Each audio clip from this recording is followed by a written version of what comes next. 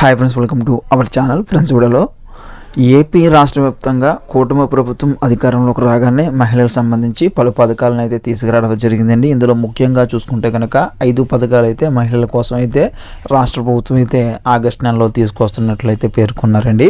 అదేవిధంగా నిన్న చూసుకుంటే కనుక టీడీపీ మంత్రుల్లో కొంతమంది అయితే మనకి కీలకంగా కొన్ని పథకాలకు సంబంధించి కొన్ని అప్డేట్స్ అయితే ఇచ్చారండి.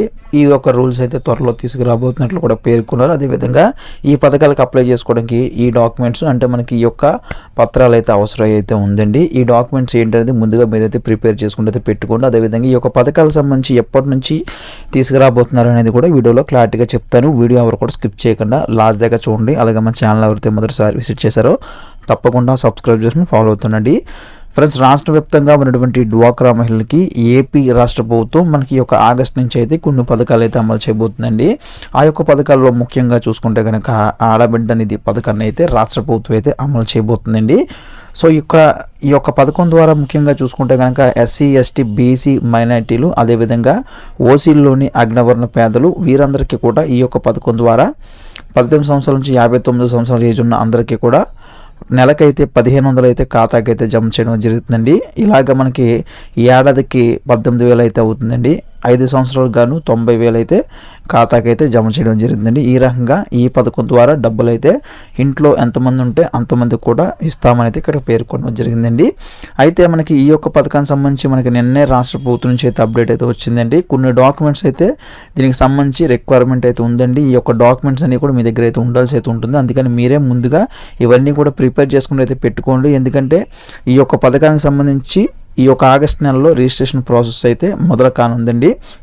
సో ముఖ్యంగా ఈ యొక్క డాక్యుమెంట్స్ సంబంధించి ఏ డాక్యుమెంట్స్ ఈ యొక్క పథకానికి సంబంధించి కావాలి అనేది చూసుకుంటే కనుక సో కంపల్సరీ ఈ యొక్క పథకానికి అప్లై చేసుకోవాలనుకుంటే కనుక 18 సంవత్సరాల నుంచి 59 సంవత్సరాల ఏజ్ కాబట్టి కంపల్సరీ ఆధార్ కార్డ్ అనేది కంపల్సరీ మీ యొక్క ఆధార్ కార్డులో డేట్ ఆఫ్ బర్త్ అనేది ఫుల్గా వచ్చేటట్టు అదేవిధంగా అప్డేటెడ్ ఆధార్ కార్డ్ అనేది మీ దగ్గర అయితే ఉండాల్సి అయితే ఉంటుందండి.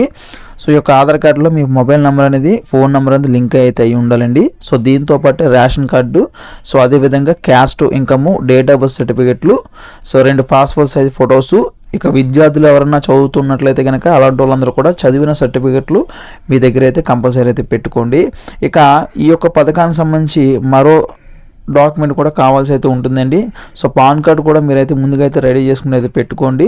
సో మీరు బ్యాంక్ అకౌంట్లో ముఖ్యంగా మీ యొక్క ఆధార్ కార్డ్ అనేది లింక్ చేసుకుని అయితే పెట్టుకోండి. ఇది చాలా ఇంపార్టెంట్. ఈ యొక్క ఎన్పిసిఎల్ లింక్ ఉంటేనే ప్రభుత్వం నుంచి వచ్చేటువంటి పథకాలు ఏవైతే ఉన్నాయో మీకైతే రావడం అయితే జరుగుతుంది.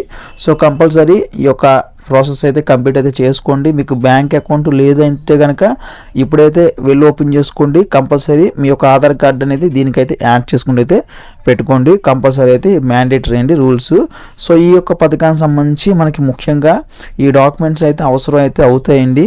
ఈ డాక్యుమెంట్స్ ఉంటే మీకు సరిపోతుంది. మీకైతే డబ్బులు అయితే వస్తే ప్రతి నెల కూడా అకౌంట్లో అయితే 1500 అయితే జమ చేయడం జరుగుతుందండి. 18 సంవత్సరాల నుంచి 59 సంవత్సరాల ఏజ్ ఉన్న ప్రతి ఒక్కరికి కూడా ఈ పథకం అయితే వర్తిస్తుందండి. కాబట్టి అందరూ కూడా ముందుగా ఇవన్నీ కూడా రెడీ చేసుకుని అయితే పెట్టుకోండి. అదేవిధంగా ముఖ్యంగా ఈ యొక్క పథకానికి సంబంధించి అదేవిధంగా ఈ యొక్క పథకం అని కాదు, ప్రభుత్వం తీసుకొచ్చే పథకానికి సంబంధించి కొన్ని రూల్స్ అయితే ఫిక్స్ చేయడం జరుగుతుందండి. ఈ యొక్క రూల్స్ అనేది కంపల్సరీ అందరూ కూడా పాటించాలి. ప్రతి మహిళ కూడా ఇవైతే గుర్తుపెట్టుకోవాలని కంపల్సరీ కూడా. ఫ్రెండ్స్, ఈ యొక్క పథకాలు మీకు రావాలంటే రాష్ట్ర ప్రభుత్వం రిలీజ్ చేసే పథకం అనేది కొన్ని సింపుల్ రూల్స్ అయితే ఉన్నాయండి. ఆ రూల్స్ అయితే పాటించాల్సి అయితే ఉంటుంది. మీరు ఇంట్లో యూజ్ చేసే కరెంట్ బిల్ అనేది ప్రతి నెల కనుక 300 యూనిట్లు అధికంగా అంటే 300 యూనిట్లు దాటి వాడుతున్నట్లయితే కనుక ఇలా మీరు ఒక 3 నెలలు కానీ 6 నెలలు కానీ ఇలా యూజ్ చేస్తూ ఉన్నారంటే కనుక మీకు ఏంటంటే తర్వాత ఈ యొక్క పథకాలు రిలీజ్ చేసేటప్పుడు ఏంటంటే మనకి అప్లికేషన్ ప్రాసెస్ ఆ టైంలో వెరిఫికేషన్స్ అయితే చెక్ చేస్తారండి. వెరిఫికేషన్ చేయడం జరుగుతుంది. ఆ టైంలో ఏంటంటే కరెంటు బిల్లు మీరు ఎక్కువ యూజ్ చేసినట్లయితే కనుక మీకైతే ఈ యొక్క పథకాలు అయితే రావండి. సో మనకి యావరేజ్ అయితే తీసుకుంటారండి. 3 నెలలకు కానీ 6 నెలలకు కానీ యావరేజ్ అయితే తీసుకోవడం జరుగుతుంది. ఇలా యావరేజ్ తీసుకున్నప్పుడు 300 యూనిట్ల కన్నా దాటి ఎక్కువ వాడినట్లయితే కనుక మీకైతే ఈ యొక్క పథకాలు అయితే రావండి. ఇదైతే గుర్తుపెట్టుకోండి. అదేవిధంగా సొంత ఇల్లు కనుక మీరు కలిగి ఉన్నట్లయితే కనుక 1000 చదరపు అడుగుల కింద అయితే చూడడం జరుగుతుందండి. 1000 చదరపు అడుగులు దాటి కనుక మీకైతే ఇంటి విస్తీర్ణత ఉన్నట్లయితే కనుక అలాంటి టైంలో కూడా ఈ ప్రభుత్వ పథకాలు అయితే రావండి. ముఖ్యంగా ఈ యొక్క పథకమే కాదు, మిగతా పథకాలకు సంబంధించి కూడా ఈ రూల్స్ అయితే అప్లై అయితే అవుతాయండి, గుర్తుంచుకోండి. ఇక వ్యవసాయ భూమి మీరు కలిగి ఉన్నట్లయితే కనుక సిటీలో అయితే 5 acres కింద చూస్తారు, విలేజెస్లో అయితే 10 acres కింద అయితే చూస్తారండి. అంతకన్నా ఎక్కువ ఉన్నట్లయితే కనుక ఆ సిచ్యువేషన్లో కూడా మీకు అయితే పథకాలు అయితే వర్తించవండి. ఇక 4-wheeler వెహికల్ మీ నేమ్ మీద, ముఖ్యంగా మీ యొక్క ఆధార్ కార్డు పైన రిజిస్ట్రేషన్ అయినట్లయితే కనుక మీరు కొనుక్కున్నట్లయితే కనుక అలాంటి టైంలో కూడా రావండి. ప్రభుత్వ ఎంప్లాయ్ అయినట్లయితే కనుక ప్రభుత్వ ఎంప్లాయ్ కంపల్సరీ ఒక పథకాలు ఎలాగ వర్తించవండి, ఇది అందరికీ తెలిసిందే. ఇక రీసెంట్గా రాష్ట్ర ప్రభుత్వం అవుట్సోర్సింగ్ ఎంప్లాయీస్ ఎవరైతే ఉంటారో వాళ్ళకైతే పర్మిషన్ అయితే ఇచ్చిందండి. అలాంటి వాళ్ళందరూ కూడా ఈ ప్రభుత్వ పథకాలు, కూటమి ప్రభుత్వం తీసుకొచ్చినటువంటి ప్రభుత్వ పథకాలన్నీ కూడా పొందొచ్చండి. అన్ని పథకాలు కూడా వీరైతే అప్లై అయితే చేసుకోండి. సో దీంతో పాటే మనకి ఇంకొక కొన్ని రూల్స్ అయితే ఉన్నాయండి. ఈ యొక్క రూల్స్ ముఖ్యంగా చూసుకుంటే కనుక ఆదాయ పన్ను అనేది మీరైతే ఇప్పుడు కానీ గతంలో కానీ కట్టి ఉండకూడదండి. ఇక యాన్యువల్ ఇన్కమ్ అనేది చెక్ చేయడం జరుగుతుందండి. సంవత్సరానికి అయితే 2,50,000 కింద అయితే ఫిక్స్ చేస్తారు. ప్రతి నెల అయితే విలేజెస్లో అయితే 10,000 కింద, సిటీల్లో అయితే 12,000 కింద అయితే యాన్యువల్ మంత్లీ ఇన్కమ్ అయితే చెక్ చేయడం జరుగుతుందండి. సో అదేవిధంగా ఇక యాన్యువల్ ఇన్కమ్ అయితే 2.5 కింద మనకి ఫిక్స్ చేయడం జరుగుతుంది. ఈ రకంగా యాన్యువల్ ఇన్కమ్ కూడా ఫిక్స్ చేయడం జరుగుతుందండి. ఇలాగా పలు రూల్స్ అయితే పథకాలకి అయితే తీసుకురాబోతున్నారండి. ఈ రూల్స్ అన్ని కూడా కంపల్సరీ మీరు పాటించాల్సి అయితే ఉంటుందండి. సో అదేవిధంగా ఈ యొక్క ఆడబిడ్డ నిధి పథకం ద్వారా సో ఇంట్లో ఎంతమంది ఉన్నా అంతమంది కూడా ఇస్తామని అయితే పేర్కొన్నారండి. మరి చూడాలి అందరికి ఇస్తారా లేదంటే కనుక ఏమైనా లిమిట్ అనేది ఫిక్స్ చేస్తారు ఈ పథకం ద్వారా అని చెప్పేసి. అయితే ఈ యొక్క పథకానికి సంబంధించి మనకి ఆగస్టు 15 కింద అయితే మనకి రిజిస్ట్రేషన్ ప్రాసెస్ అయితే జరిగే అవకాశం అయితే ఉందండి. ఆ రోజు నుంచి వీరందరికీ కూడా ఖాతాలకైతే డబ్బులు అయితే పడే అవకాశం అయితే ఉందండి. సో అదేవిధంగా దీంతో పాటే మరో పథకం కూడా తీసుకురాబోతున్నారండి. తల్లికి వందనం పేరుతో ప్రతి విద్యార్థికి కూడా సంవత్సరానికి 15,000 అయితే వీరి ఖాతాలు అయితే జమ చేయడం జరుగుతుందండి.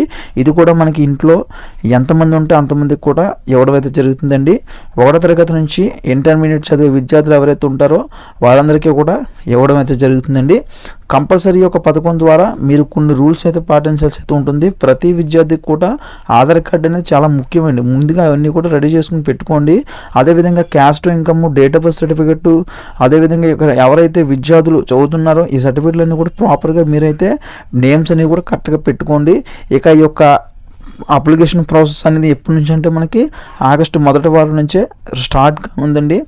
సో ప్రతి విద్యార్థికి కూడా మొదటి ఇయర్కి సంబంధించి ఫస్ట్ చదువుతున్న ఇయర్ ఏదైతే ఉంటుందో వాళ్ళకి సంబంధించి 75% అయితే అటెండెన్స్ అయితే తీసుకోవడం జరుగుతుందండి. కంపల్సరీ విద్యార్థులందరికీ కూడా 75% అటెండెన్స్ అయితే ఉండేలాగా చూసుకోండి. ఈ యొక్క అటెండెన్స్ ఉంటేనే మీకైతే ఈ యొక్క పథకం అయితే వర్తిస్తుందండి.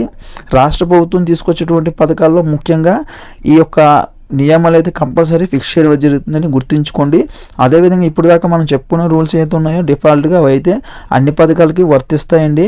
ఇక విద్యార్థి ఎవరైతే ఉన్నారో 75% అటెండెన్స్ అనేది స్కూల్స్లో అయితే కంపల్సరీ ఉండేటైతే చూసుకోండి.